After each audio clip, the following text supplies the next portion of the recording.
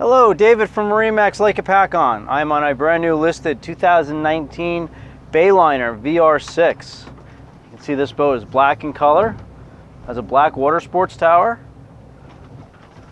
Somebody had added a aftermarket light bar up top. Looks pretty sharp. Lights up the water in front of you really well. It's got a white interior, black accents. It's powered with a V6 250 horsepower Mercruiser engine. It also has an aftermarket Garmin chart plotter GPS system, full instrumentation. One of the very unique features about the VR6 is this bow that I'm going to show you right now. It's got a back cushion for the bow door. Blocks off the bow and makes it like a giant playpen. It's actually pretty interesting to see.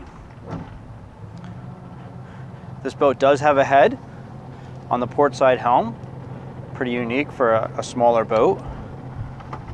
It's a pump out porta potty. This boat is available at MarineMax Lake Hopatcong. Thank you.